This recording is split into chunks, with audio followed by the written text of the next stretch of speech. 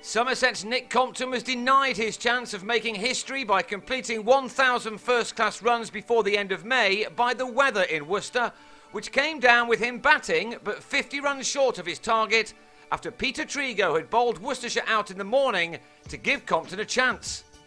Compton had been denied that on the first day when Worcestershire batted with ease to reach 270 for 3, and it looked as if it was going to be a long day in the field again for both Compton and his Somerset teammates, as Vikram Solanki, who resumed his innings on 82, neared his first 100 of the season. It took Solanki just 20 minutes to convert that 82 to 3 figures with a single to mid-on.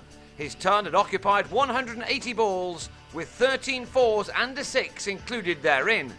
He'd also brought up the 300 with only 3 wickets down, and so no one would have been prepared for the sudden collapse that followed, beginning with the wicket of James Cameron, who edged Alfonso Thomas to Trigo on 19. Next over, Solanki was also out, yorked by Trigo for 106 to end a 4¼ hour stay at the crease. Now wickets were coming quickly as Somerset again showed their talents for fighting back from a seemingly lost cause.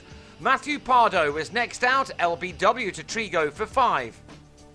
Ben Scott went in the same way, but this time off the bowling of Jamie Overton for 1.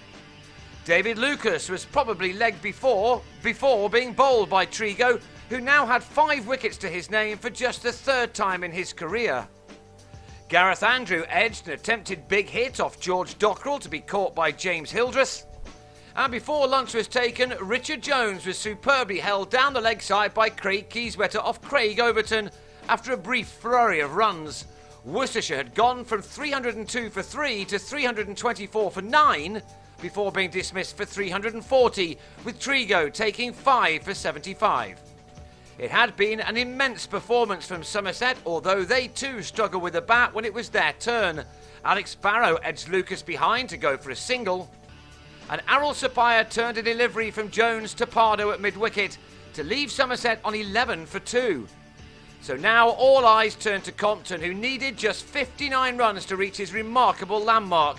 A perfect cover drive got him going before, so cruelly, the rain arrived at 2:30 to ruin his chance. So he ended the month on 950 runs.